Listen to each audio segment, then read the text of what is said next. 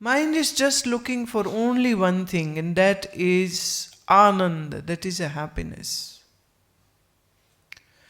Now it is wandering in the whole world looking for this one thing, and all the objects which you earn, gain, attain is only for this. So anything which gives you joy for some time is likable, adorable.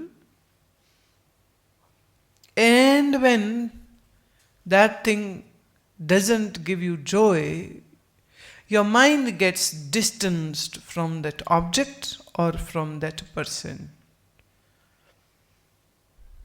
Problem is this, that the world is limited and so is their happiness. It doesn't stays, it doesn't lingers on, and after a while your mind gets bored of that stuff, and then it becomes restless, and then it wants to try other things, and then try other things. And sometimes, in a hope that this very thing will give further joy, it remains attached and stuck with that very thing. The person who is drinking alcohol is also looking for joy. The person who is buying sex from a prostitute is also looking for joy. The person who wishes to eat good food is also looking for joy. Some people look joy from family, some people look joy from not making a family. It's only one thing which your mind is hungry for. But because of ignorance, your mind doesn't understand this factual phenomenon that no worldly object can give you eternal joy, because to give eternal joy, that thing has to be eternal. Simple formula. If that thing is not eternal, that thing is mortal, perishable, decayable, how can that give you an eternity of happiness and joy? Many people don't understand this simple thing, hence they have to pay the price of being fooled. They are punished for their foolishness. You are punished for your idiosyncrasies. There is a nice word in English, not many people use it, and actually if I would like to say, then I would say that we people brought up in India have a much better English than in any white American or even the Londoners. Their English is too poor. I believe last night he was asking the translation for word gadda, and not anybody could give an appropriate word. But there is a very fantastic word which I like, and seldom I use that, although that's nincompoop. You don't understand poop if you don't understand nincompoop at least. That is what your mind is. That is what an ignorant mind is, a nincompoop. Swami Khandananji Maharaj used to say this, that the worms in the feces, tapeworms and ringworm, there's and many varieties of worms which are there, found in human bodies. And there are certain medicine, you take it in the night time, in the morning, you can see that how many worms, especially in the children, in case of children, they have lot many worms. Swamiji used to say that even the worm of the stool enjoys being in the stool. That is why the moment you wish to flush it or it is thrown out of the body, it gets restless. That worm in the feces was having great time in the feces. So you can get joy at any place, but the question is that joy eternal? Joy is not a very difficult thing to get. A female pig, when gives birth to her piglets, is very joyful. And when they eat the shit, they are very joyful. A horse is happy to eat the grass, a cow and a buffalo is happy to eat the grass, and snakes are happy to eat the frogs, and frogs are happy to eat the worms, and worms are happy to eat smaller worms. Everybody is getting joy. But the question is this: is this joy permanent one, or is this joy a fleeting one?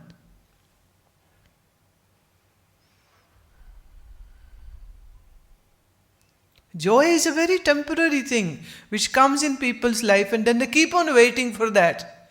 Diwali आएगी ना, बड़ा मजा आएगा. दिवाली आके चली जाती, मजा तो आता कोई नहीं.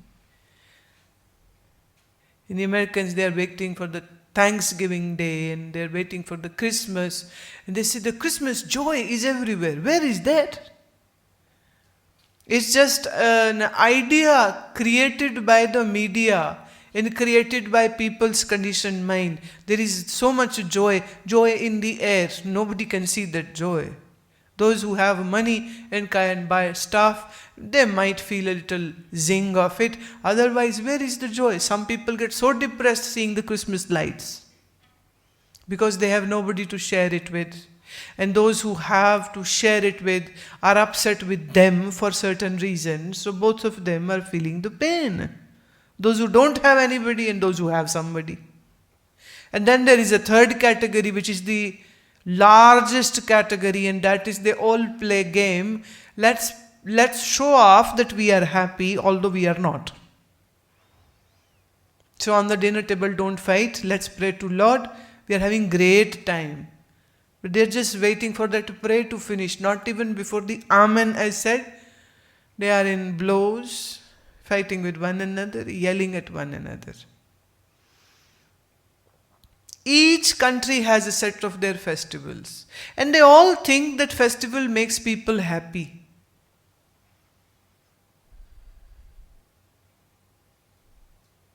Begani शादी में अब्दुल्ला दीवाना.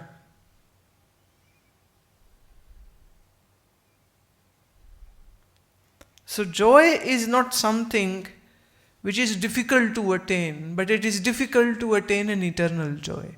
A joy where you are the controller and you are not dependent on anybody and you are totally self-dependent. And this joy is not coming out of darkness, but this joy is coming out of your great, not knowledge, but experience.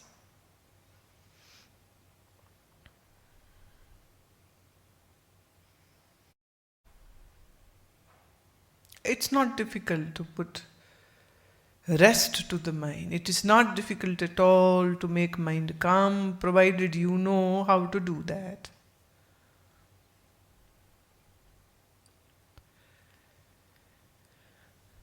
And intrinsically, each one of us has a training of renouncing. Because deep down, even an ignorant person knows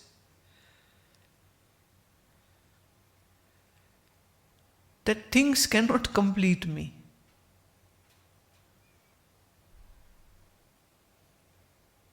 That is why every night, every individual goes off to sleep. And yes, those who are too greedy, too lusty, who worry too much about their money and business and family and this and that, those, senti type people, get sentimental for everything and anything. Those people will soon lose their sleep. They can't let go, hence there is no sleep.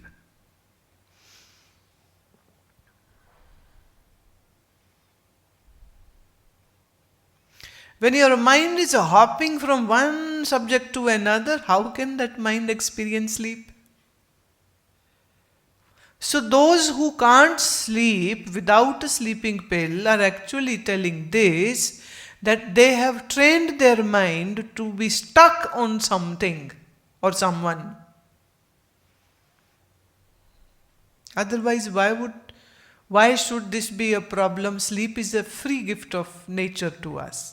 Child knows how to sleep, animal know how to sleep, birds know how to sleep, and none of them take any pill or etc. anything. Birds are not hoarders. Animals are not hoarders. They don't do that. But you physically hoard things and you mentally hoard the memories. You don't let go of that. If somebody inflicts any pain, you don't forgive and don't forget ever. And if you get some joy or pleasure from somewhere, you don't even let go of that memory too. You hold on to that also. Hence, you are stuck. Hence, your mind is disturbed. Allow your mind to fly like a bird. Don't make your mind a caged bird. And you are slaving your own mind in your own memories and wants and wishes. This should happen. That should not happen. I should get this. I should not get this. So, okay, now you have created a prison and now your mind will be the prisoner in it. And no prisoner finds any joy being behind the bars. Is it a joyful thing? It's not.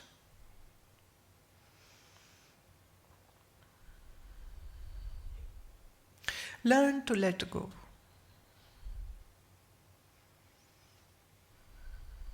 Whether it is things, people, events, you tell me. You were all sitting for an hour. I had to say, okay, now you can open your eyes because you were enjoying what you were doing. There were no memories involved in that. On the contrary, if any memory would have come, you wouldn't have been able to sit. No nonsense of the mind. Mind has been kept busy. Mind has been made to do a certain job, and the job was to catch on to the vibration of the mantra, to catch on into the flow of the breath. Now, is there any time when you don't breathe?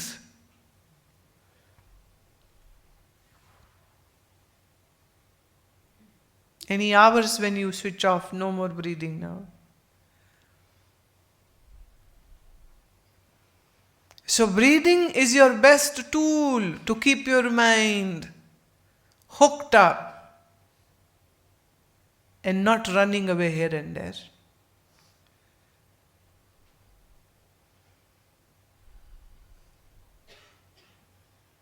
So the mantra sadhana is one of the very important tool. It calms your mind, it holds the mind, it integrates the mind, and it makes it peaceful. The world disturbs you. The moment the memory and the interaction of the world goes away, your mind is at peace like a baby.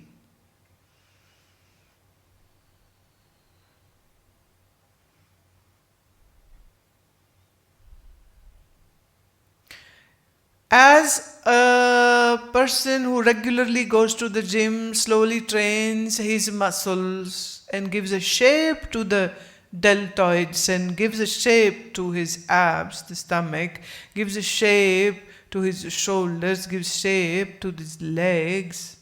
That's a different story, that all his joints will go out of shape in few years. But anyhow, they are working more. They are working on the looks. We should look good. Even if we are absolutely weak and powerless inside, doesn't matter. We should look good. So they keep on working on the muscle. And muscle is something, you work, it comes in shape. You stop working, it goes in a worst shape.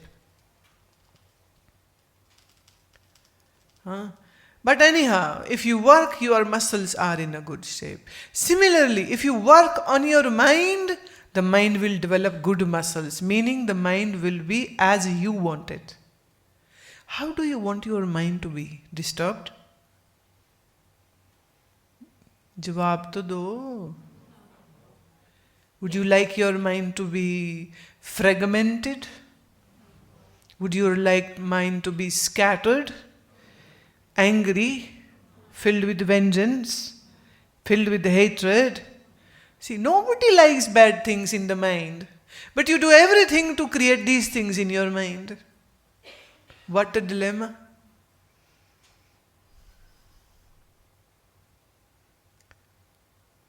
So, you need to do certain things which will bring the training to the mind well. And when mind is trained well, this is the best friend you have.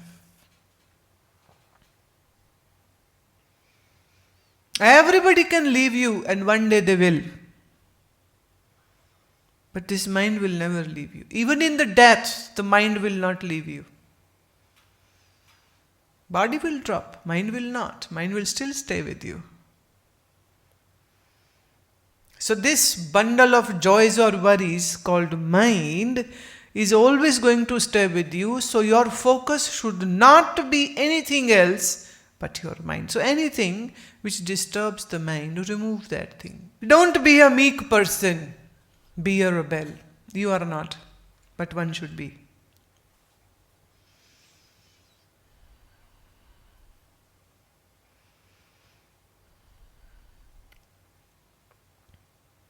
Don't allow any kind of slavery, and don't allow any kind of weakness in the mind. So you need to sit down alone with a copy and a pen in your hand. Make a list. What are the weaknesses in your mind? Make a list. Then be quiet, do some mantra like you did now, do some pranayam, deep breathing, and then pray to Lord. And the truth is this, that if you remain calm and peaceful for few hours or few days, the answer will begin to come from within. You will get the answers. You will get. Still, if you don't find the answers, you can always ask me what to do. I have this trouble and now what to do. And you know what? Sometimes you know it what to do and yet you don't do. This is the biggest problem. You know what to do and yet you don't do because of either your attachment or your laziness or your greed.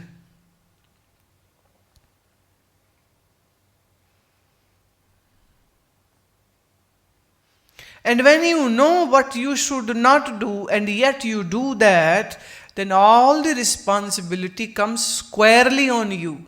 And then you cannot blame it. You put the blame on anybody, on God or this or that or circumstances. Because deep down you knew what to do and you never took the right action.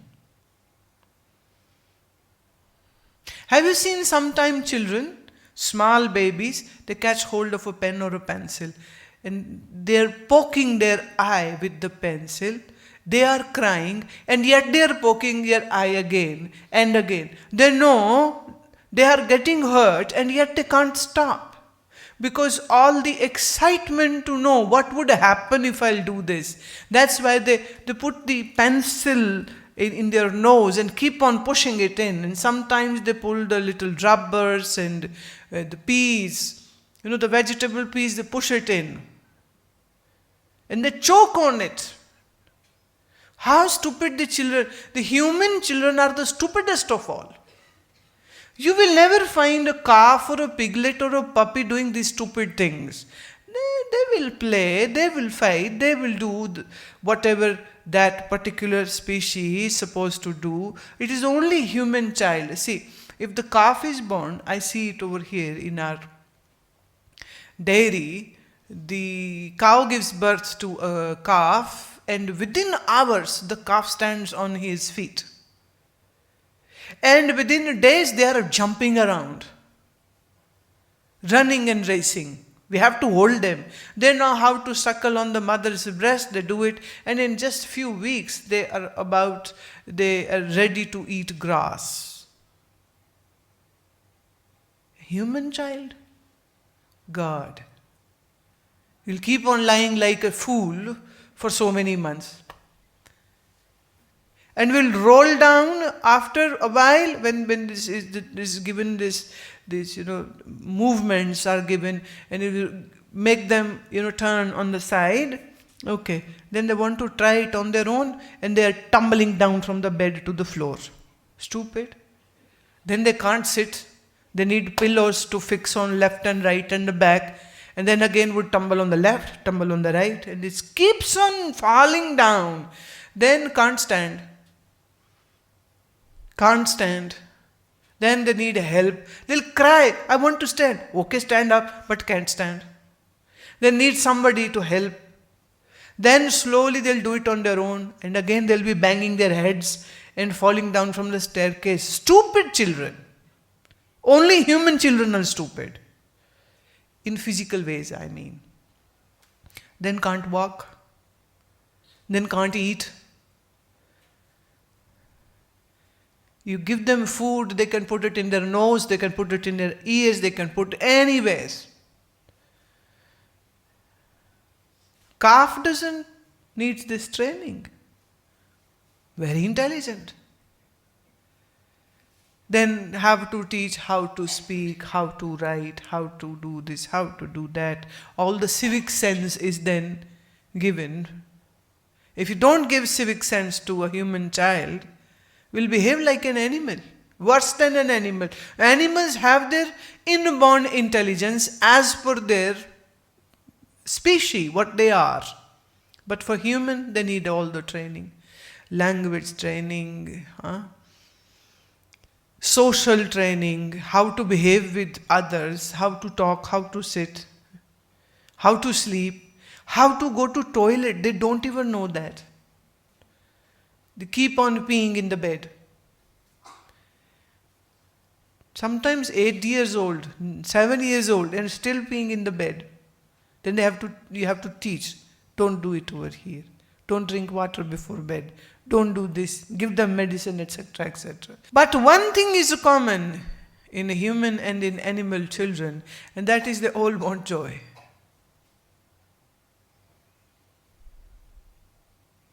Animal receives the instant one as per their ability and capacity, and for the human child, and when this child becomes young and becomes an adult, will have to strive to gain things which will give the joy. But this understanding will not dawn automatically to a human that all the worldly materialistic joys are transient. So don't run after it. Now all of you, have you ever sit down, have you ever sat with your children, make them sit down and understand that beta, jo galti maine ki na tu mat karna. Have you talked about that? Will you ever talk about that? No.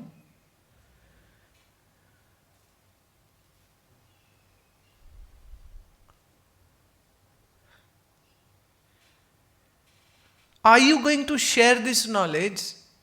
Are you going to talk to them and give them the sense to understand the difference in between right and wrong? You are learning it after the age of 40. Do you want your children to waste their 40 years of life and there is no guarantee they will find some guru or good Mahatma in their lifetime. Because the kind of materialistic pursuits you are given them and conditioned them, and their peer pressure and the media and all those flashy advertisements and flashy and glossy magazines which they will read, it is all talking about material joy. Nobody is talking about the eternal joy. Mind is just looking for joy. And it will do anything to get that. And there is no harm in running after joy. But the only thing is, if you are going to waste your time to receive a joy which comes with an expiry date, should you be wasting your time on that?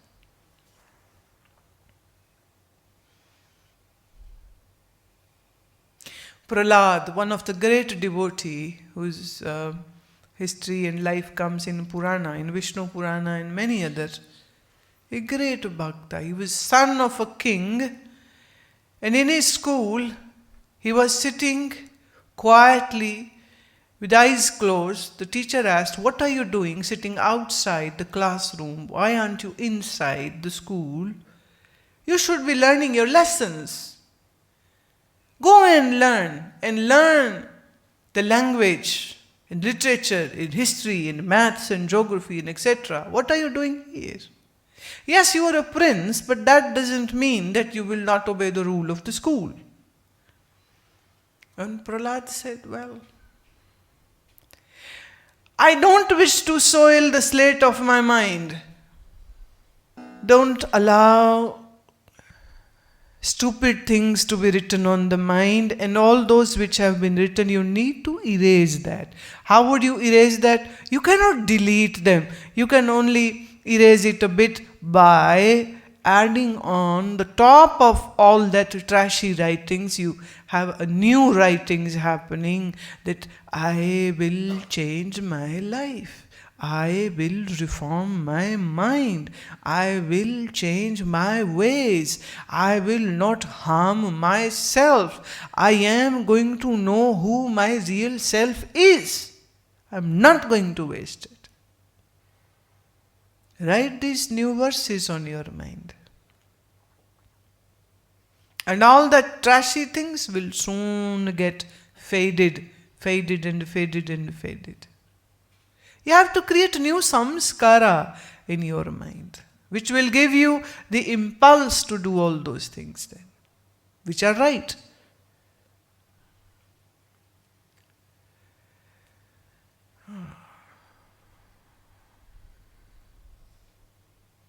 And if you pray with all sincerity and honesty, the thing is this, the Purana says, the Bhakti Shastra says that God had helped all those bhaktas whenever they needed the help. So if you become bhakta, then all the help will definitely come on your way. God's help is not for cruel people. God's help is all for bhaktas, for devotees. So try to become a bhakta, so that if you are and if you become, then all help will come on your way. In every eon, God has been kind and graceful to the bhaktas. In every eon, Satyug, Dwapar, Treta, Kalyug, this is the story. In every age, help has come to the bhakta. So, the bhakta never feels lonely. If you feel lonely, you're not a bhakta. Be one. How to be one? Be in the association of those who are a bhakta. And your friends are, excuse my words, wine drinkers, meat eaters. Those who are going to drink whole nights, dance and make fun of dharma.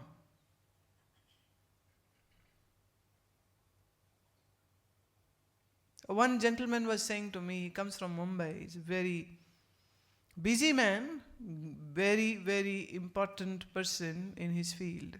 He was saying that when I leave my office, I never tell my employees or my colleagues that I'm going to an ashram. I said, why? He said, they'll make fun of me. So our spiritual things are private matters. We don't discuss it in the office or with the colleagues or with those co-workers. So this time also, I have said that I'm going to a spa. And they thought I might be going to Spain or America or somewhere. I said, once I told them I'm going to ashram, they started making fun of me and they were pulling my leg all the time and I was getting embarrassed. So cut short all that nonsense. This time I said I'm going to spa. And they are so happy. Okay, go for your holiday. This is your real world. And these are your friends. Better have a snake as a friend. He will not harm you because snakes don't. We have so many snakes over here. Now because you people are going, so I can tell you, we have so many snakes over here. Every day we have a 4 feet long, 5 feet long, 6 feet. We have cobra, we have black scorpion. We have all varieties over here. But not even once it has happened that the snake has bitten somebody. Never even once. I live in snakes. Snakes are not dangerous. They do have a poison, but they aren't spurting their poison on every person who comes on their way. Many times, I'm walking and here one comes and I hold back. Okay, Maharaj, aap chalo pehle. Sir, Maharaj, aap nikal lo. So he just runs because they are more scared of us humans. Yeah, they are more. We look like a demon to them, maybe so tall, so big. And they are poor guys, just 2 feet, 3 feet, 4 feet, so skinny ones. They are more fearful from us. I live in snakes, with the snakes, and nobody is scared of snakes. And snakes are very friendly guys, very sweet, beautiful. We have a green one, spectacular. Yellow one, so nice to watch. Yeah. They are far better than your worldly people. They don't hurt, they don't bite. They don't jealous. They are never jealous. They don't create a conspiracy. They don't deceive. They don't lie. They don't harm.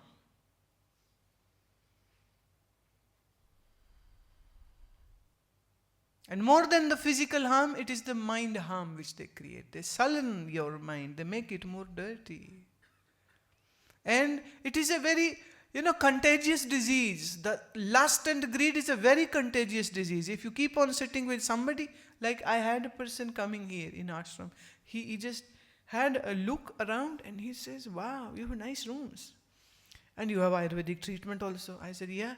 He said, you should have a package, 12,000 rupees per day, food included. And techniques and whatever the technician would do and the medicine should be kept apart. So minimum 12,000, so 7 days, and he does all the calculations and make it a 7 day and a 21 days. And I'm just coming from Bangalore, very nice, but they were very expensive. We can keep 12,000 over here. I said, okay, hold it. Where are you? But mind is such a slave of money. Everywhere they see money. Another person came to see me. He was wearing a jogiya kapde, a babaji. And all the time, he's looking around the buildings and he's asking me only one question. From where did this all money come? And out of respect, I couldn't, be blunt and give. I could have given him a very, apt reply. I am very good in that. Doesn't matter whether the person is a monk or a samsari, the worldly person, same lust and same greed in the mind, same ego trips, comparing what you have, I should have, what I have, you should never have. This is the policy all the times running.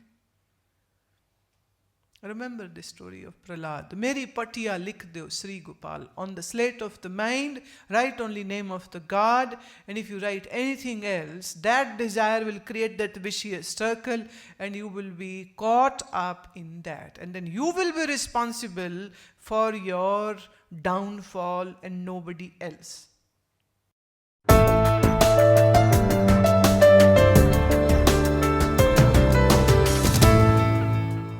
प्रस्तुत है www.gurumaa.com अब बिल्कुल नए रूप में, जहां आप पाएंगे जीवन को नवीन दिशा देने वाले लेख, आगामी कार्यक्रमों की जानकारी, शिविर रजिस्ट्रेशन की सुविधा, आश्रम की संपूर्ण जानकारी, CDs,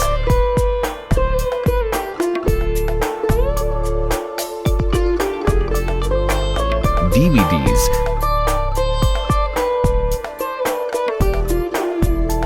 तथा पुस्तकों को खरीदने व डाउनलोड करने की सुविधा।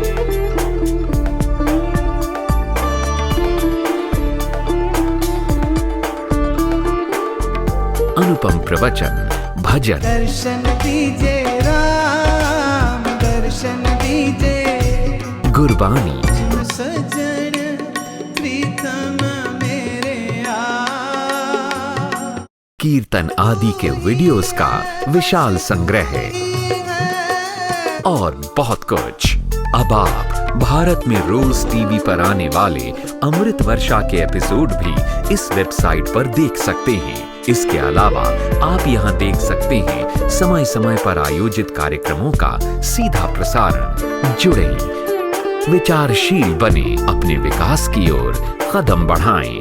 अभी लॉग ऑन करें www.gurumaa.com पर।